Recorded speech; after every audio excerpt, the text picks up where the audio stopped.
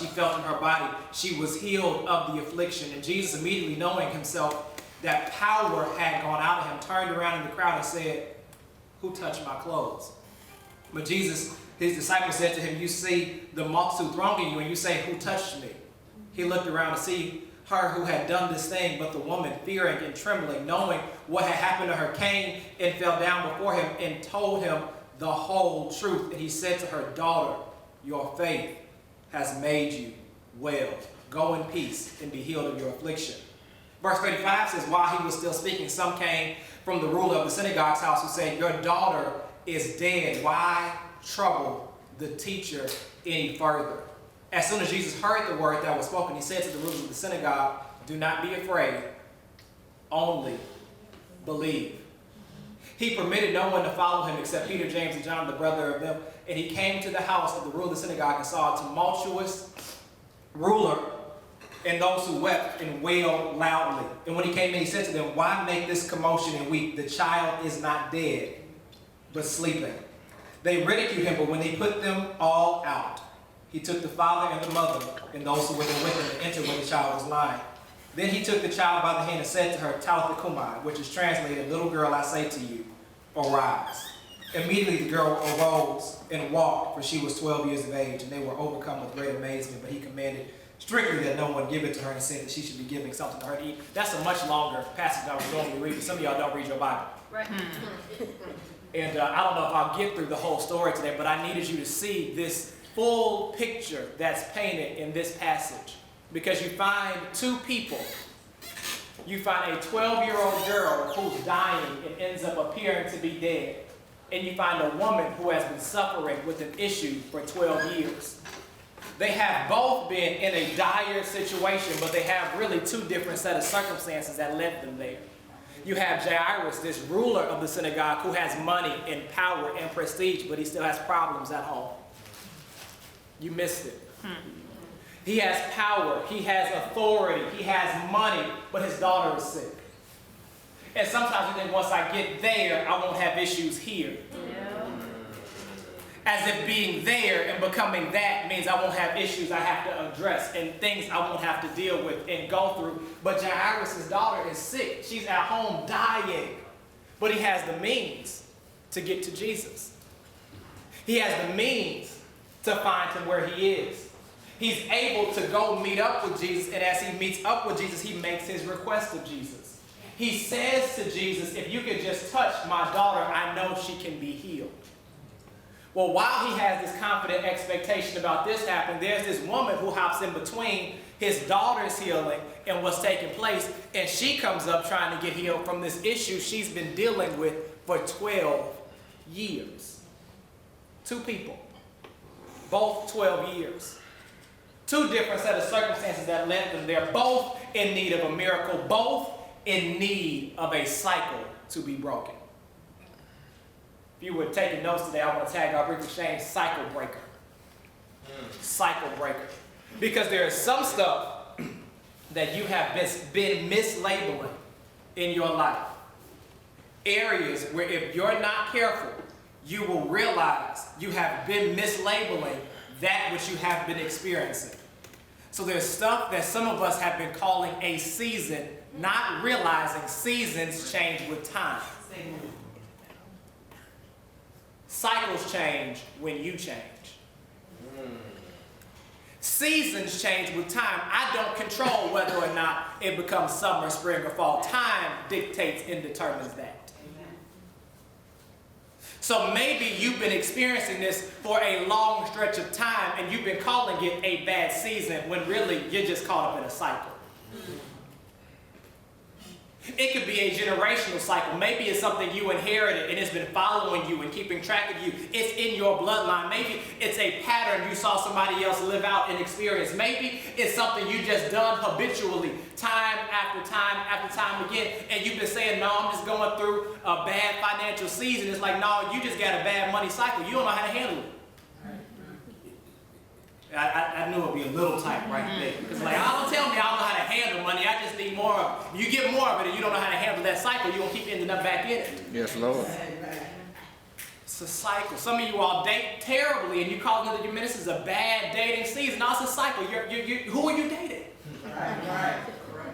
They all look alike, dress alike, smell alike, have the same character traits. It's not a bad season. Wrong choice. Yeah, you are in a cycle of wrong decisions. Picking based upon what you liked in high school, not based upon what you need for your future. It's a cycle.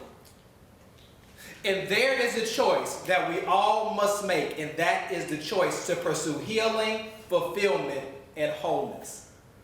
The choice to pursue the breaking of a cycle. Now, that choice does not negate the reality of history. I want to be clear. Making the decision does not change everything that happened prior to making the decision. It doesn't erase your history. Your history is your history. Your decisions were your decisions. No one can change it. No one can take it away. But making the decision to break the cycle or to seek the breaking of the cycle means I will not be chained to my history because I'm more concerned about my destiny. And some of us are so concerned about our history, we're missing out on our destiny because of what happened in your history. You don't believe me. Let me show you in this story. This woman's had this issue for 12 long years. It says that she hops in front of Jairus, and as it begins to tell her story, it says that her history would tell her that she's had this issue for a long time. Not only did she have the issue for a long time, it says she's had this flow of blood for 12 years, and she had suffered many things from many physicians. So her history would tell her, I've tried to get help before. I tried to get healing before. I tried this and this didn't work before. It says she saw many physicians. If you read it with me, it says she saw many physicians, and as she saw many physicians, instead of getting better, she grew worse. So I kept going to see people who I thought could help me, and instead of getting me better, they made me worse. Have you ever been there? You thought the person you were talking to, you thought the people you were with, you thought your circle, your crew, you thought maybe your former church could help you. You thought the people you were with could help you. You thought you were around people. Whatever the case may be, you read all the books in the world about your problem, your history, and it didn't work. And instead of getting better, you grew worse. Most of us, if your story is anything like that, because most of us don't have to have the issue for 12 years and it not work and for us to give up. Some of us, if it doesn't work for a week, we give up. It says for 12 years, she keeps going to see doctors, and as she keeps going, she grew worse, and she spent all that she had. Yeah. She's paying the price, trying to get better, and instead of getting better, she grows worse.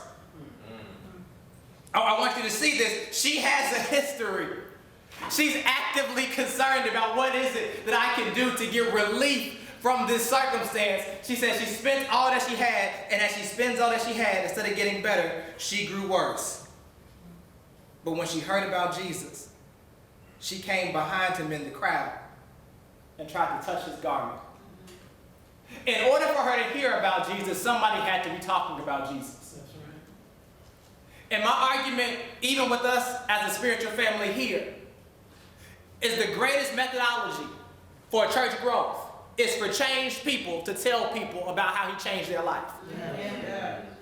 That nothing will tell anybody else why they should try something different until they talk about how they've been changed by someone different. Amen.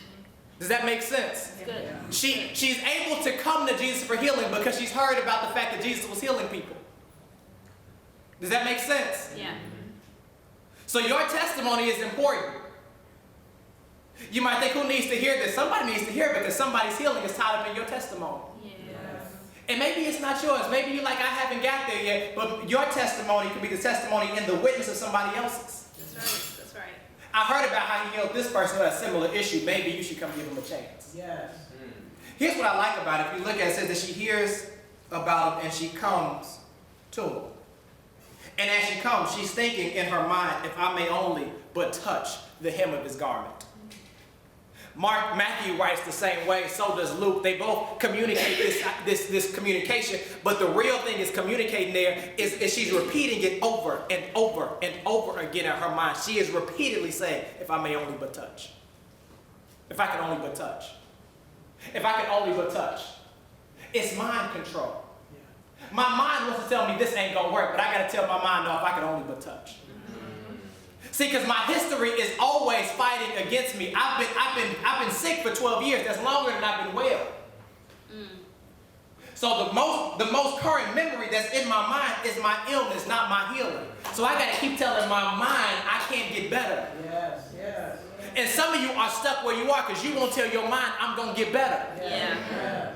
So you need everybody else to encourage you instead of learning what it means to encourage yourself. Man, I'm gonna get better. I've been this way for a little while, but I'm gonna get better. I don't know how I'm gonna get better. I don't know when I'm gonna get better, but I know better is possible. And you won't tell me I can't get better. I want better, and I'm going for it. This woman says, if I could only but touch. Look at it. What she's doing is something she hasn't even saw before. Nobody touched his hem and got healed. She has this measure of crazy faith. I don't know how he healed them, and I don't care how he healed them, but if what I heard about him is true, he can heal me by me touching him. Amen. You look at the history, nobody else got healed this way. Yeah. This was a unique way of healing. Everybody else that got healed by his touch, he touched. Say it. She got healed because she said, if I could just touch him. And to be exact, she said, I could get healed by touching something that's touching him. Yes. It paints such a clear picture for us today as the body of Christ, as the church. Yes. Because we're the ones that are touching him. So people who aren't well, people who are broken, people who are lost should be able to come toward the church. Yeah. And because we are touching You them, gotta they should preach, touch sir. us. And as we touch them, they should get healed. Yes. That's good. Yo, break that down. That's good. If I can touch what's touching him, if I can touch what is connected to him, then I can be made well. Yes. The world is how it is. It's because we're looking every place else for answers but the church. Yes. Do you want to know why the world is how it is? Because the church is too afraid to stand up and be the church. Do you want to know why the church is too afraid to be the church? Because the people inside don't realize the power that you all have. Yes. If we ever tapped into the fullness of the potential he's placed within us, Amen. and if we took a stand and did like they do in other countries. Yeah, in China, people are dying right now because of their conviction in Jesus. They're burning down churches, and they still standing outside saying, for God I live, Yes. and for God I die. Yes. She said, if I could just but touch the hem of his garment. To touch the hem of his garment is a picture. I can't touch your hem if I'm not low. Yeah. So there's a position of humility that must exist if I'm going to walk through this. That I can't care what others have to say about how I look. I can't care about what's happening. As a matter of fact, I've had this issue for 12 years already. It's too long for me to deal with this. Say whatever you want to say about me. I want better. I'm going for better. Bump you and your opinion. Amen. See, you think I'm making it up. It's in the passage. If you think about it, history lets us know that because she's had this issue for 12 years, people who had issues like this, issues of blood, they were thought to be unclean. Yeah. So they were sent away. So she's already out in public breaking the rules, because if you're going to get a cycle broken, you must be willing to break the rules. Yeah.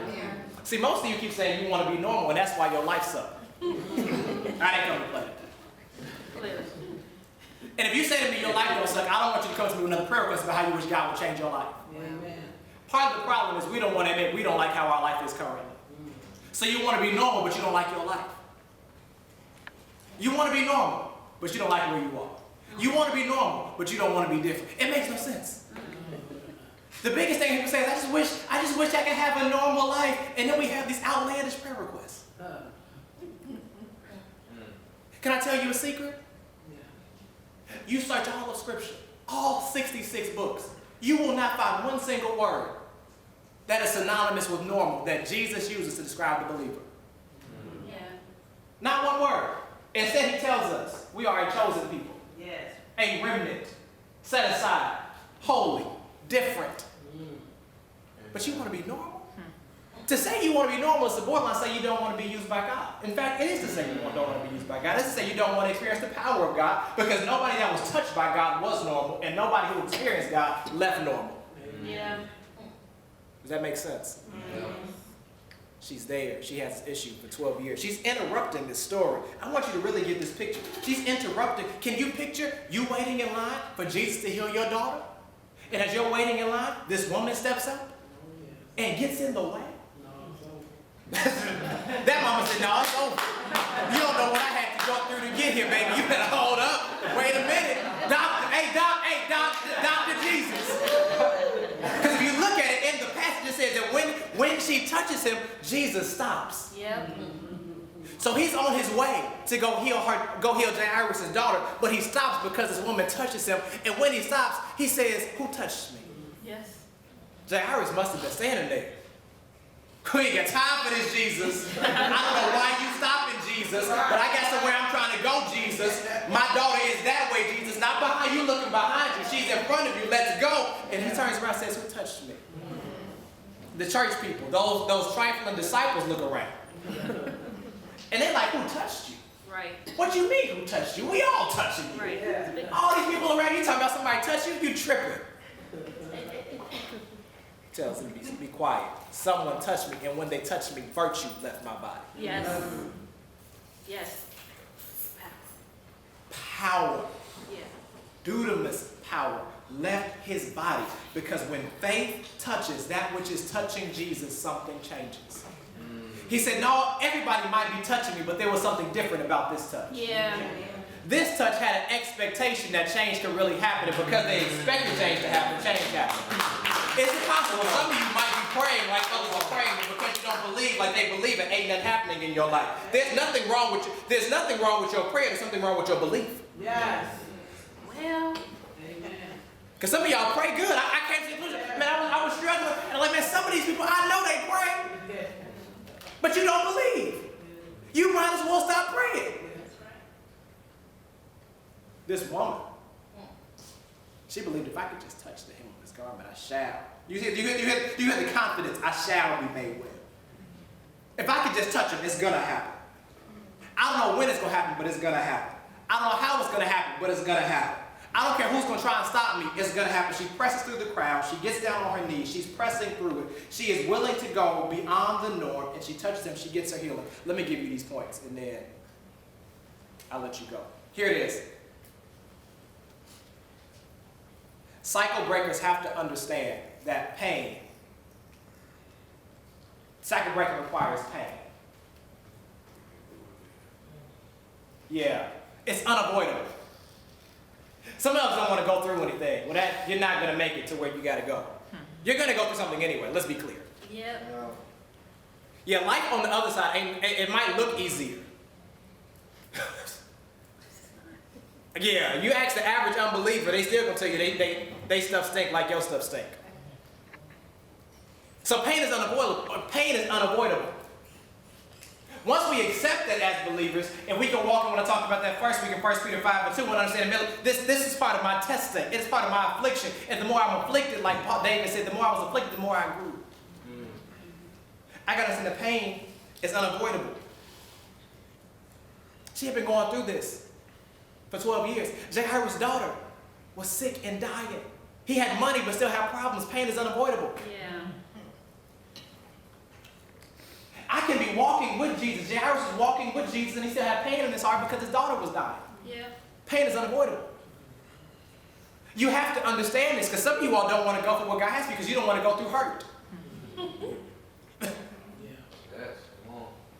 Oh man, you telling me if I do this, then I'm going to get this? Wait a minute. First of all, you're going through pain more than likely now. It's just you become so comfortable with the pain you're in now that you're not willing to leave where you are and go get what it has for you. Because mostly, if you're going to be honest, you don't have enough money to pay half of what you want anyway. Amen. Let's have an honest conversation. Like most people, like, well, I would tithe if I had more. Well, would you? Would you really? Man, I would step out on the boat if he told me where I was supposed to go. Would you really? Right. Man, if I knew, I would leave this no good knucklehead I've been with. You know, he ain't worth nothing, but at least we've been together for, 15 years. You know, he ain't got no job, never had a job. He don't really want a job, but if you tell me who's next, I'll dump him. Y'all don't want to talk? I was having a conversation with somebody just this week. It was this week and last week. One was a male, one was a female. Both weeks it was the same conversation. And both of them shared a very similar concept with me. And I had to explain to them that this is this false reality that we've kind of created. Because the guy was like, well, what if I don't like the way she dresses, but she meets these other boxes? It's like, man, if you don't take her to the store,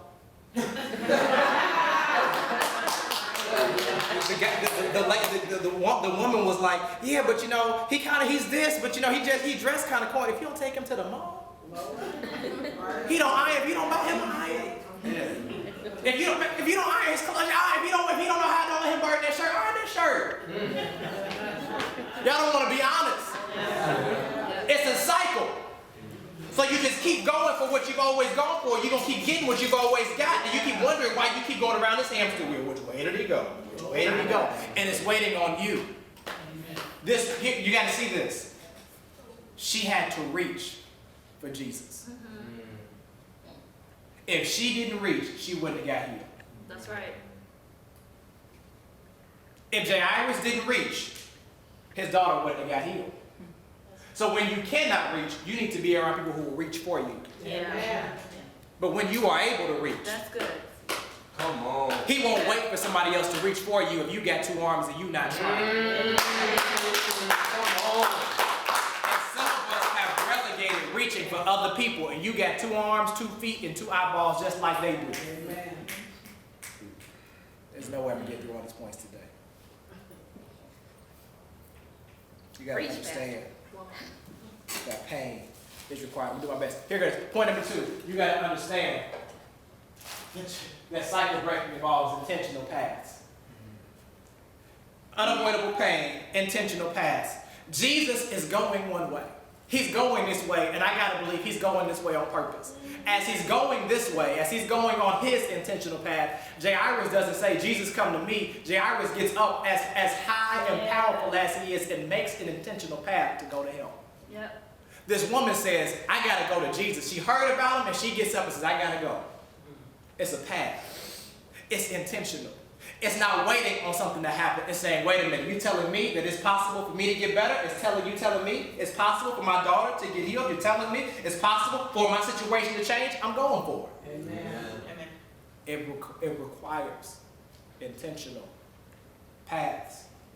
Number 3. Cycle breaking involves inconvenient prices. Well, Are you willing to pay the cost to become what he's called you to be? preach. That's good. Because some of you, the only reason why you are where you are is because you're not willing to pay the cost. Yeah. Yeah, it'll cost you time. It'll cost you money. It'll cost you sleepless nights. Yes. It'll cost you comfortability. Yes. It'll cost you stuff that you thought you could have just had that was luxurious. But he teaches us in Matthew 6:33, seek ye first Yes. the kingdom of God Yes. and his righteousness. And when you seek him first, all of these things will be added. Yet pursuing an intentional path costs. Yeah. Telling people no for stuff you enjoy doing but it's bad for you comes at a price. Because see, some of you don't want to cut what you like and it's bad for you. So when you like what's killing you and you don't want to cut what's killing you because you like it. Yep. Price is inconvenient. I think we'll use the last one. We'll pick it up next week. Number 4. Cycle breaking involves unconventional processes. Unconventional processes. Some of us are stuck because we're waiting for it to happen for us like it happened for other people. That's how they got it, so this is how I'm going to get it. That's good. That's good.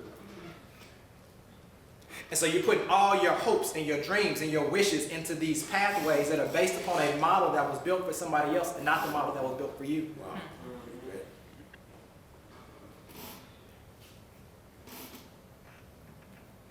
That's why today you look at the traditional pathway of some of these people. They've got high educations and they can't find careers in the path that they would like to go on because they follow this model that was built for somebody else and not built for them. Yeah.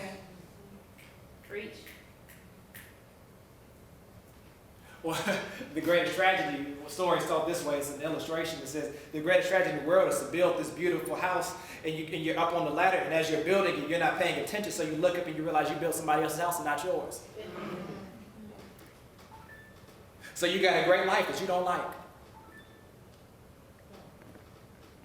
Because it was based on somebody else's vision, based on somebody else's dream, based on what fits somebody else. And so you're trying to wear Saul's armor and you're in a fight that requires a slingshot and a stone, but you want to go take somebody else's stuff out there. Yeah. Come on.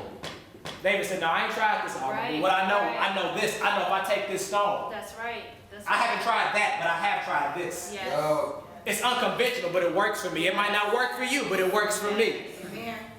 Unconventional processes. Jairus didn't say, again, look at it. He didn't say, listen, Jesus, I know that time you spoke to Lazarus, you were able to say to Lazarus, Lazarus come forth, and he got healed. Said, no, I want you to come lay hands on my daughter. Yeah.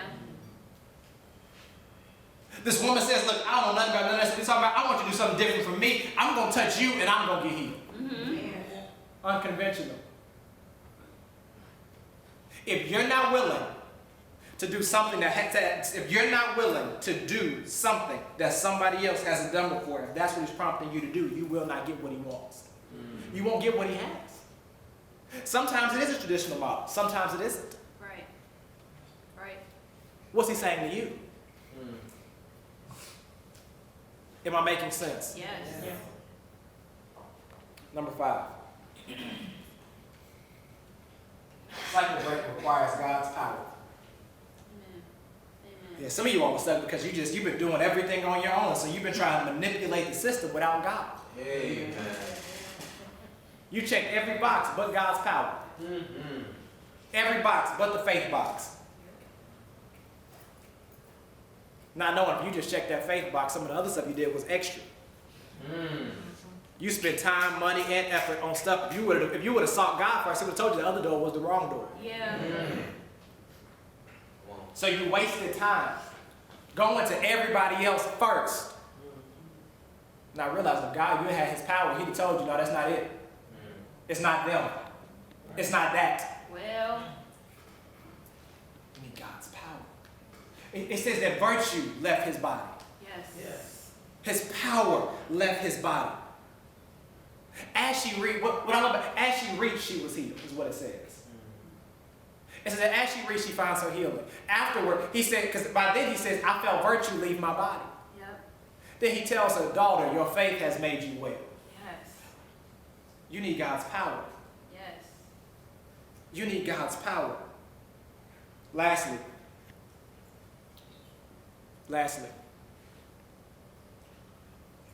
God's cycle breaking requires you to persevere. That's not how you spell persevere. Requires you to persevere. It requires you to persevere. It requires you to persevere. Amen. Some of you just give up too quick. Right. It might not happen right away. But can you keep believing? Just so.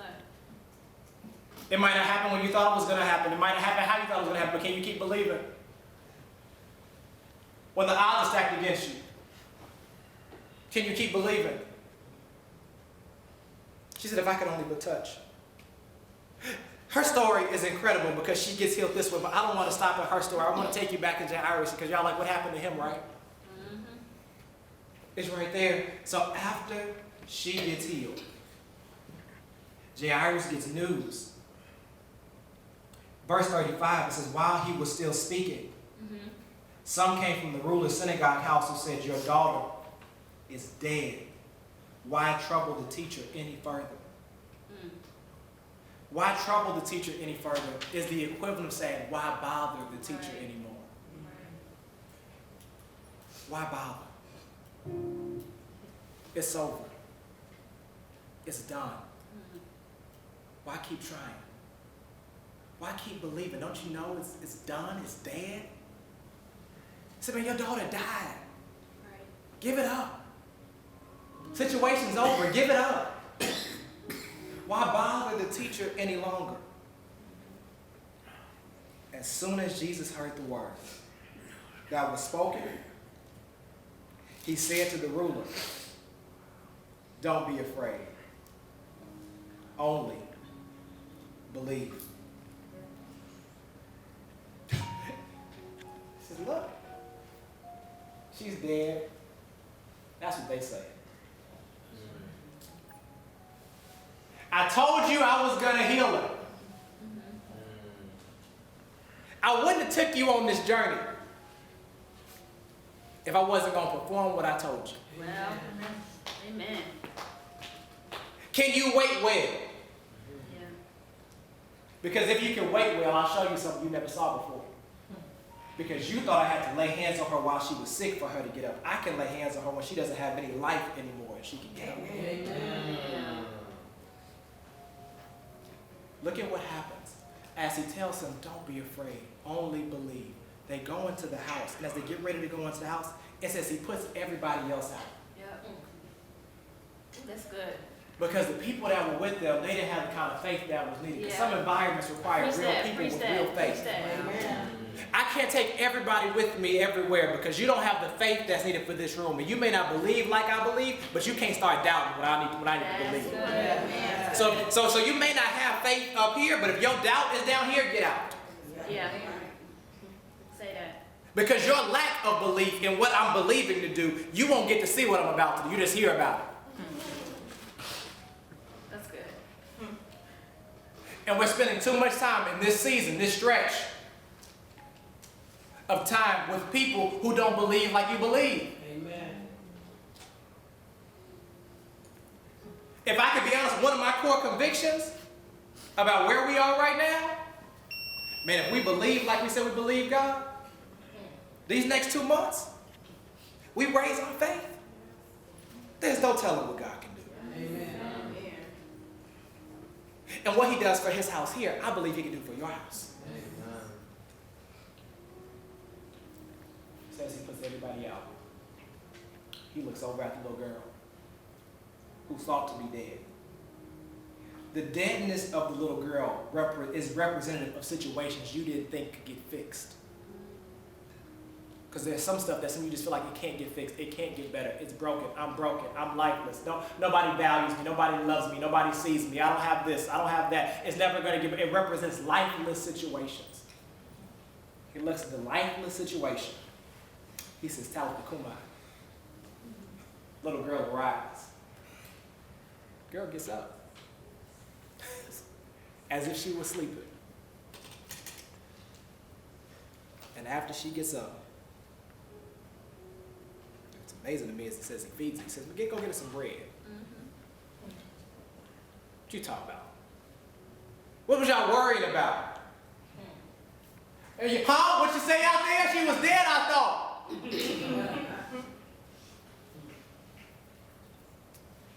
Where in your life do you need to believe God again? What area of your life have you been doubting God's ability? Because you got faith fatigue. You've been trusting him for so long. And you just felt like it couldn't get better. You felt like it was never going to get better, so you stopped believing. Situations that you felt like were lifeless, dead, impossible.